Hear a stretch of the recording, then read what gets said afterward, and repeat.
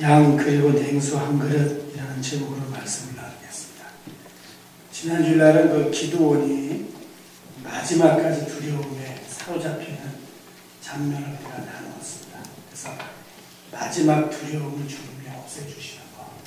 그러니까 우리도 믿음의 길을 걸어가지만은 두려움이라고 하는 것이 처음에 있었다가 중간에 없어지고 마지막은 완전한 믿음으로만 가는 것이 아니라 우리도 기도처럼 그러한 두려움이 있을 때가 있다라는 것에 대해서 말씀을 나누었습니다. 오늘 말씀은 너무나 잘 아는 그러한 말씀입니다. 이삭을 제물로 바치러 갔다가 양을 제물로 바치는 그러한 장면입니다. 첫 번째로 이 부분을 나누려고 합니다. 하나님이냐 이삭이냐 하나님이냐 자녀냐 선택을 하라 라고 말씀하시는 것처럼 이 말씀을 이해할 수도 있는데 그거는 잘못된 겁니다. 아브라함이 이삭을 너무나 사랑했기 때문에 사랑이 지나쳐갖고서 하나님이 아브라함에게 야 네가 나를 사랑하는 건지 아들을 사랑하는 건지 오늘 선택해. 그래서 아브라함이 모리아산으로 가고 있습니다. 그 신약성경의 본문을 가지고 들어오죠. 예수님께서 말씀하시기를 주님을 따르려면 부모도 미워하고 형제도 미워하고 자매도 버리라고 했는데 우리는 주님을 어떻게 따라가고 있습니까? 이렇게 되어버리면요 고민이 생기기 시작을 합니다. 그래서 주님을 따르는 것과 부모를 따르는 것과 주님을 따르는 것과 자녀를 사랑하는 것이 이게 이 함께 가는 삶의 모습이 아니라 적대적인 것이 되어버리게 되면요 예배를 드리고 나서 집에 가서 자녀를 사랑하려고 하다가도 이러다가 주님을 사랑하지 못하면 어떻게 하지? 이렇게 되어버리죠. 이게 이 말씀을 이해하면서 우리가 빠질 수 있는 함정입니다. 자, 그러면 오늘 이 본문을 한번 생각해 보십시오. 아브라함이 이삭을 사랑하지 않았으면은 하나님이 이삭을 제물로 드리라고 말하지 않았겠죠. 사랑한 것이 죄입니까? 죄가 아니죠. 분리해서 이해하지 말라고 하는 겁니다. 하나님을 사랑하는 것과 가족을 사랑하는 것을 분리시키지 말라는 겁니다. 그것을 마치 하나님을 사랑하는 것과 이웃을 사랑하는 것을 분리하지 않는 것과 똑같습니다. 그러면 가족을 어느 정도로 사랑해야 될 것인가를 먼저 말씀드립니다. 정답은 이겁니다. 조금 지나치게 사랑하십시오. 이게 정답입니다. 제가 그저께 TV를 보는데 아침에 다는 못 봤습니다. 아무 앞에 부분만 기억나는데 뒷부분은 제가 유추해 갖고서 말씀을 드립니다. 앞에 내용은 이거였습니다. 젊은 부인이 나왔습니다. 남편한테 불만이 있다고. 그 불만이 뭐냐고 하니까 남편에게 여보 빨래 좀 걷어주세요 라고 이야기를 하면요 빨래만 걷어다 줍니다. 개지는 않습니다. 그 소파 밑에다 이 빨래를 걷어다 주는 겁니다. 좋은 남편입니까? 나쁜 남편입니까?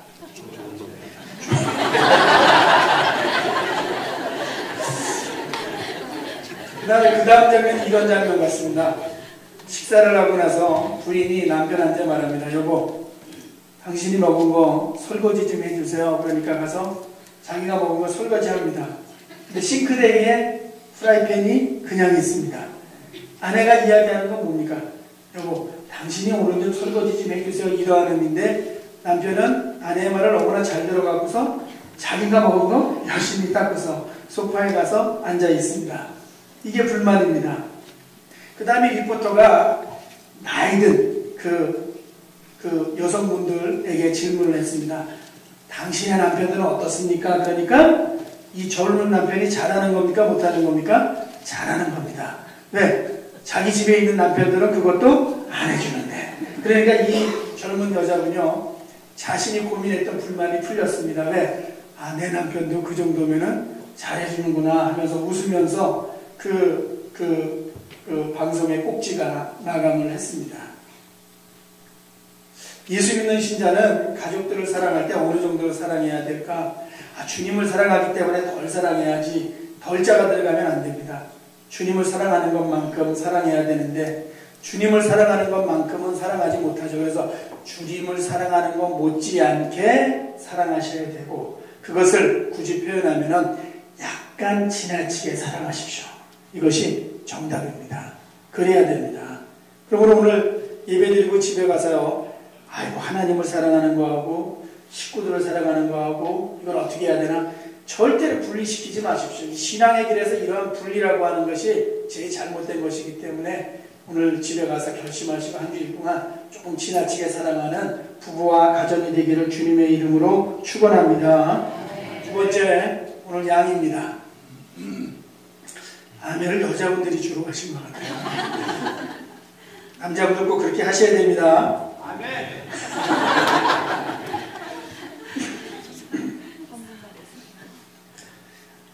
양에 대해서는 너무나 잘 알고 있습니다. 오늘 본문은 이렇게 설교하면은 신학계에서 100점짜리 설교입니다. 아브라함이 모리아산에 올라갔습니다. 이삭을 제물로 드리려고 했습니다. 하늘의 사자가 와서 막았습니다. 그리고 나서 뒤를 보니까 순양이 있었습니다. 아브라함이 그 순양을 가져다가 하나님 앞에 제물로 드렸습니다. 그리고 여호와 이레구나, 하나님이 이 양을 준비해 주셨구나, 아브라함이 고백을 하게 되었습니다. 그런데 아브라함이 이삭을 제물로 드리려고 했던 그 산에 예루살렘 성전이 솔로몬 때 세워졌습니다. 그리고 그 예루살렘에서 예수님이 십자가에 죽으셨습니다. 양이 생명의 길로, 이삭이 희생이 아니라 생명의 길로 나올 수 있었던 것처럼 예수 그리스도가 죽으심으로 말미암아 우리는 생명의 길로 나오게 되었습니다. 그러나 양이 희생된 것처럼 예수님이 어느 날 신약의 십자가에서 예수님이 십자가에 죽으심으로 말미암아 우리 모두는 다 생명을 얻게 되었습니다. 아브라함의 양이 희생이 된 것처럼 예수 그리스도는 세상 죄를 지고 가는 하나님의 어린 양이 되셨습니다. 이렇게 설교하면은 100점입니다, 여러분. 그럼 이제 여기서 이것을 생각하십시오. 아브라함의 인생에서 제일 중요한 사건이 무엇이었습니까? 75세가 되었을 때 본토 친척 아비집을 떠난 일이었습니다. 그 다음에 흉년이 들어서 그가 이집트로 바로 이민을 가버렸습니다. 그렇게 망설이지를 않았습니다. 그 다음에 큰 사건이 무엇이었습니까? 롯이 잡혀가게 되었을 때 전쟁을 해서 전쟁에서 승리를 하게 된 것이었습니다. 그리고 첩을 통해서 자식을 얻게 되었습니다. 첩을 통해 자식을 얻는 것은 영적으로는 문제가 있지만은 그 당시 사회 속에서는 전혀 문제가 되지 않는 합법적인 일이었습니다. 그러면 이것은 아브라함의 생애에서 굵직굵직한 큰 사건이었습니다.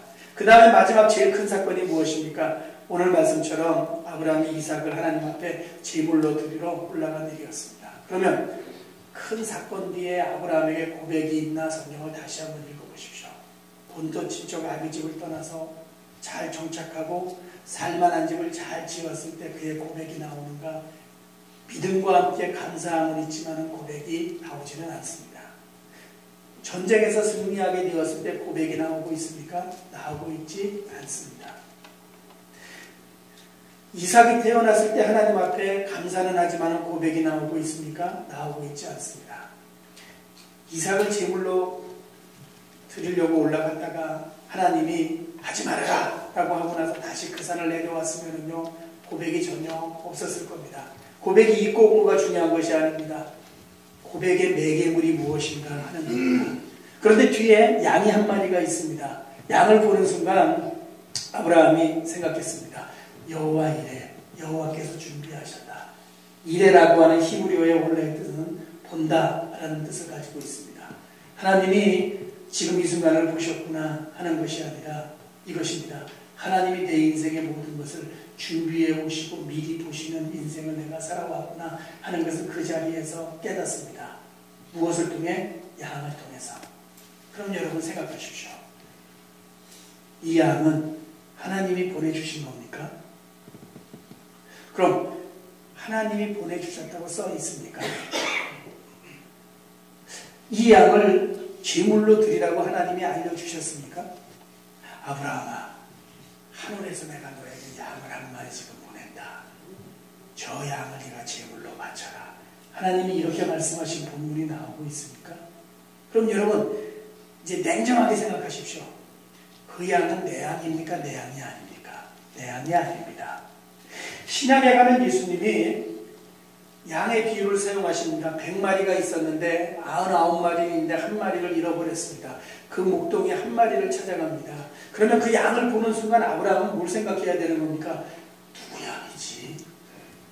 이런 생각해야 되는 거 아닙니까? 생각 안 해보셨습니까? 아니 목동이 저 한 마리 입고 나서 지금 무지무지 찾아다니겠네. 주인이 누구지? 주인을 찾아주셔야 되는 거 아닌가? 이거 먼저 생각해야 되는 거 아닙니까? 에이, 목사님 말도 안 되게 왜 그런 얘기를 하십니까? 그럼 예를 들어서 말씀드립니다. 그 당시에 양은 재산이었습니다. 그럼 오늘날 예금하고 똑같은 겁니다. 여러분이 기도를 했습니다. 길을 가다 눈을 줬는데 5만 원짜리 한 다발이 있습니다. 여호와 이래네. 이러셔야 됩니까? 아니 누구지? 주인을 찾아줘야 돼. 믿음이 아무리 큰 사람도 그거 생각해야 되는 겁니다. 그 양 쳐다보고 나서 먼저는요. 왜? 상식입니다. 그렇지 않습니까? 왜 이 말씀을 드리냐면 맞습니다. 여호와 이래는 맞는데 어려서부터 이 말씀을 너무나 많이 들어오다 보니까 그냥 별 생각 없이 여호와 이래라고 생각하고 끝나버리는 겁니다. 우리는. 근데 막상 내가 지금 2000년 전으로 거슬러 올라가고 2000년 뒤로 와서 지금 땅 위에 5만 원짜리 한 다발에 떨어져 있을 때 바로 여호와 이래를 하게 되면은 경찰서에 잡혀가게 되어 있는 겁니다. 오늘 아브라함은 개인의 사유재산을 사취한 거 아닙니까, 여러분? 아닙니까? 아니, 냉정하게 성경을 한번 제가 이렇게 생각해요.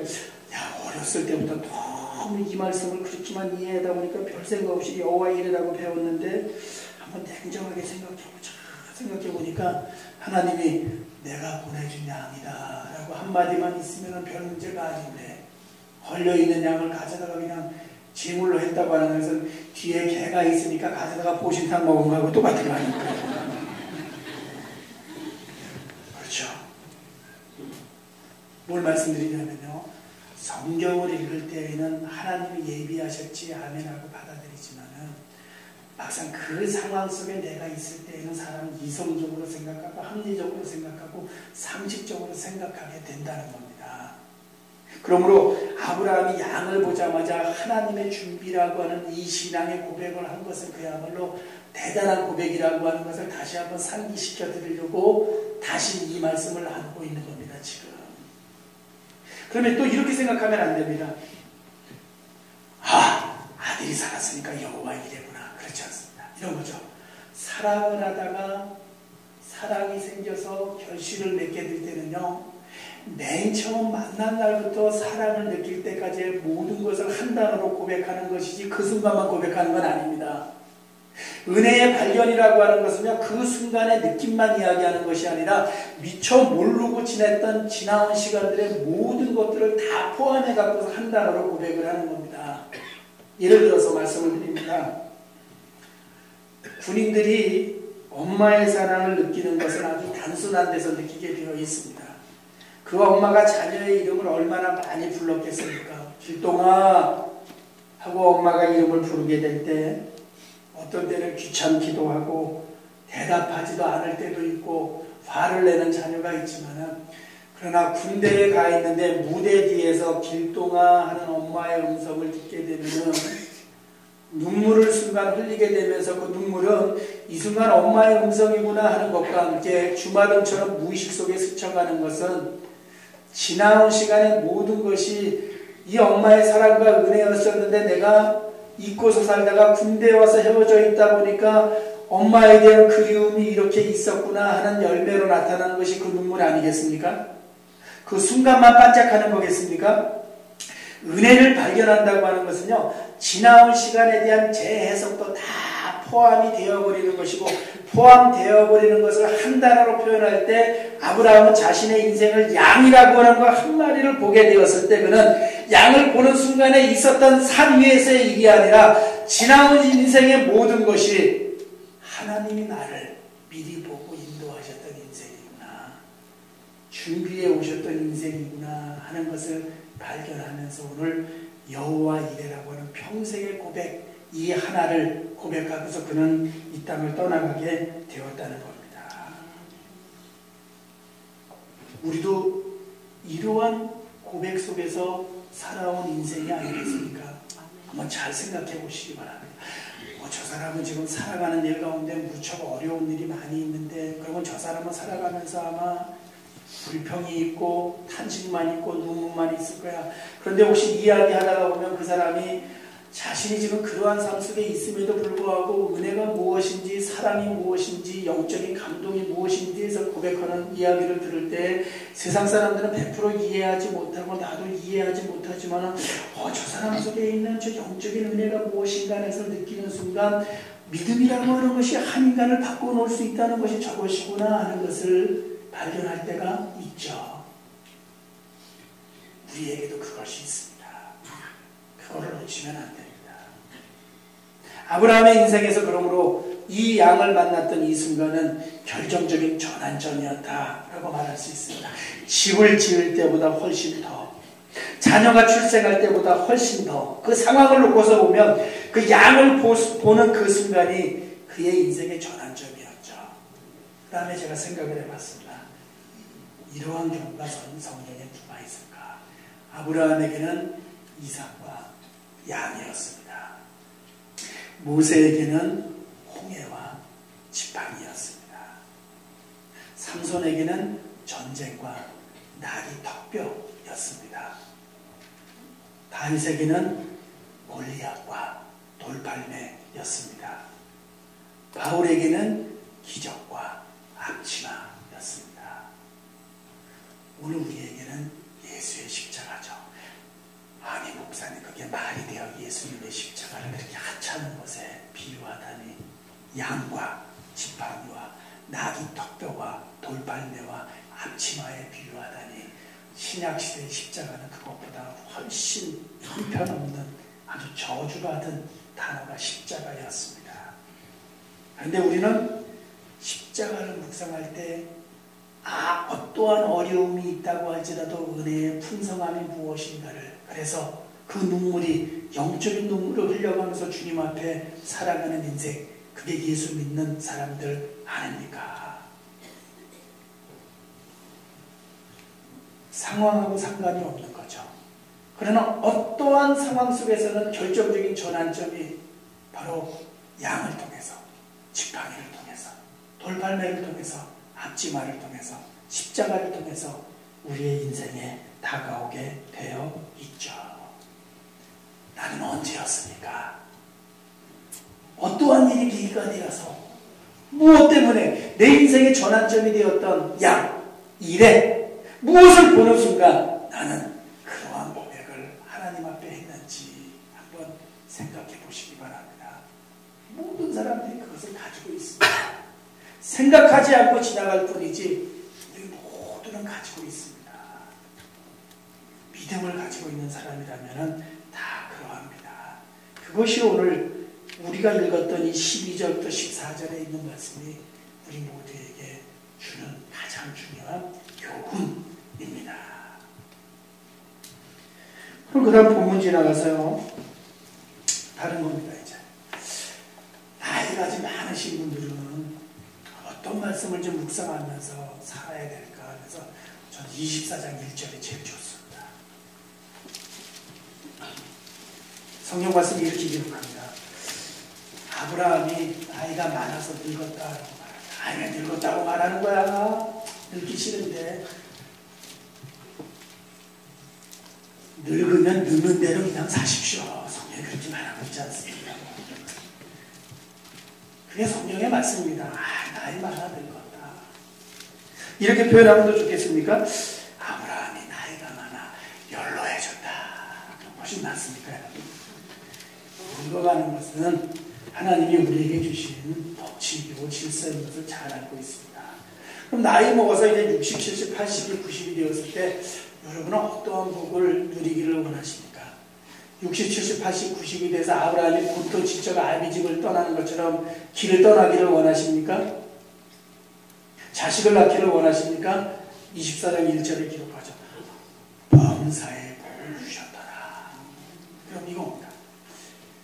굵직굵직한 사건이나 큰 일은 그의 생애 가운데 그 다음에 일어나지 않았을 수도 있지만은요. 얼마나 좋은 말입니까? 범사에 복을 주셨더라 라고 말씀을 합니다.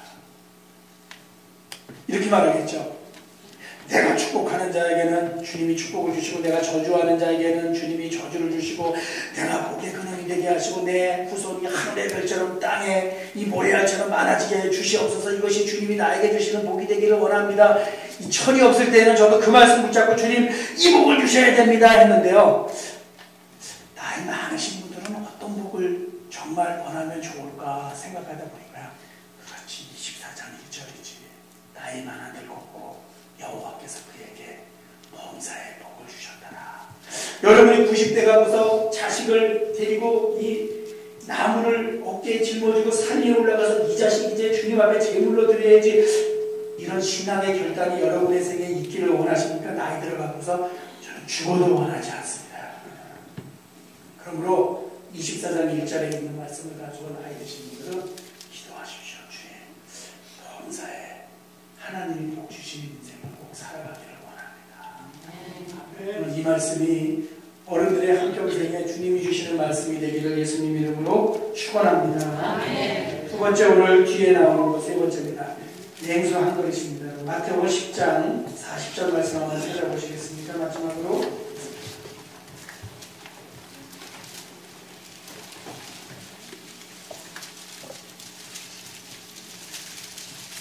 16페이지쯤 있습니다. 이렇게 기록합니다. 제가 읽겠습니다. 너희를 영접하는 자는 나를 영접하는 것이요 나를 영접하는 자는 나를 보내신 이를 영접하는 것입니다. 선지자의 이름으로 선지자를 영접하는 자는 선지자의 상을 받을 것이요 의인의 이름으로 의인을 영접하는 자는 의인의 상을 받을 것이요 또 누구든지 제자의 이름으로 이 작은 자 중 하나에게 냉수 한 그릇이라도 주는 자는 내가 진실로 너에게 이르노니 그 사람이 결단코 상을 잃지 아니하리라 하십니다. 41절에 있는 말씀은 누구나 이해할 수 있습니다. 선지자를 잘 대접하면 선지자의 상을 받고 의인을 대접하면 의인의 상을 받고 이것은 누구나 살아가면서 원하는 부분일 수도 있습니다. 아, 저 사람이 평생에 기억될 만한 그러한 대접과 사랑을 내가 주어야지 하고 생각할 수 있습니다. 그런데 오늘 이 말씀의 42절에 있는 말씀은 너무나 중요하죠. 이겁니다. 소자, 작은 자, 배제된 자, 신경 쓰지 않는 자, 비천한 자, 맨 앞에 서 있는 자가 아니라 맨 뒤에 서 있는 자에게 기억나는 만한 대접을 하면은 남들이 하지 못하는 그런 사랑을 주면 그렇게 이야기하는 것이 아니라 네가 혹시 그 사람에게 냉수 한 그릇이라도 준다면은 예수님이 재림하시게 되었을 때 심판을 하게 될 때 주님이 그 냉수 한 그릇을 잊어버리지 않겠다고 말씀하시는 것이 오늘 말씀의 내용입니다. 하찮은 거죠. 특별한 것이 아닙니다. 이것은 사람은 누구나 냉수 한 그릇을 주면서 주님이 심판하실 때 주님이 이것을 기억하실 거야 이렇게 생각하는 사람은 없습니다. 네, 스케일이 너무나 작습니다. 오늘 말씀의 내용을 잘 보십시오. 양 한 마리를 보았습니다. 범사에 복이 있습니다. 냉수 한 그릇을 주면 주님이 잊어버리지 않겠다고 말씀을 하십니다. 이 흐름에 무엇이 있습니까? 이 흐름에 무엇이 있습니까?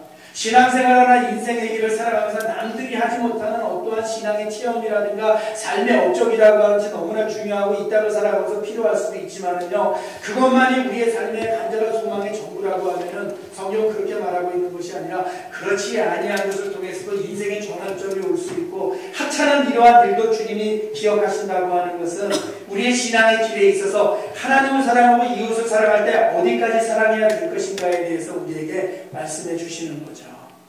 마태복음 25장을 가면은 주님이 이렇게 말씀하십니다.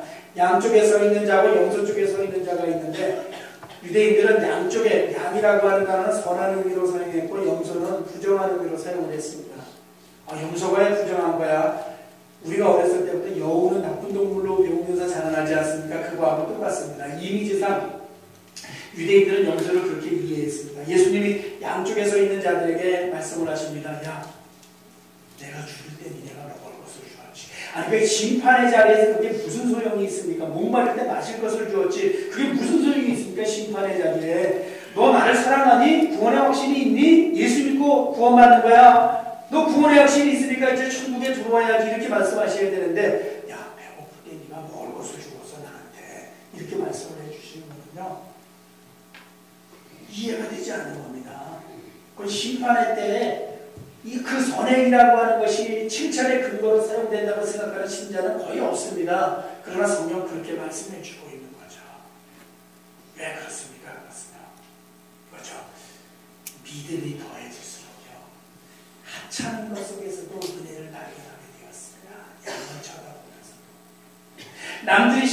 역사하시는 일들이 나에게는요 감동으로 다가오고 눈물로 다가오고 야 죽을까 하면서 고백하는 신자들의 모습을 우리는 지금까지 살아오면서 너무나 많이 보았습니다. 오늘 예배를 마치고 누군가에게 차 한 잔을 건넬 때 이것이 상을 잃어버리지 않는 하나님의 생명책에 기록된다고 하는 이 말씀이 얼마나 좋은 말씀입니까? 왜? 믿음이 있는 자는 사랑을 실천할 때 바로 그러한 사랑까지 실천할 수 있는 성숙함이 있다고 하는 것을 말씀해 주시는 것이기 때문에 소자, 작은 자, 배제된 자, 신경 쓰지 않는 자조차 사랑할 수 있는 눈을 가지게 된 것, 이것이 성숙하고 예수 잘 믿는 신자의 특징 아니겠습니까? 오늘 예배 마치고도 마찬가지입니다. 집에 가서 차 한 잔 드십시오 하는 이 말 한마디가 액면 그대로 이해하십시오. 생명책에 기록되는 것입니다.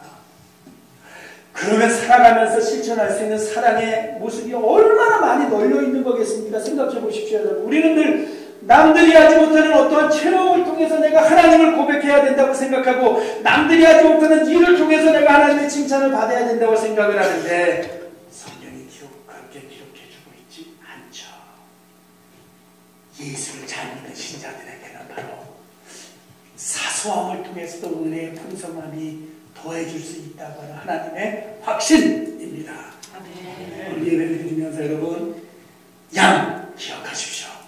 냉수 한 그릇 기억하십시오. 세상 사람들은 알지 못합니다. 이것을 양과 냉수 한 그릇이 무슨 의미가 있는지 알지 못하지만은 우리는 그 의미가 무엇인지 풍성하게 주님 안에서 이미 경험하며 살아가는 하나님의 사람들입니다. 평생 양이라고 하는 단어와 냉수 한 그릇이 주는 의미를 더 많이 실천하면서 느끼면서 살아가는 하나님의 사람들이 되기를 예수님 이름으로 축원합니다.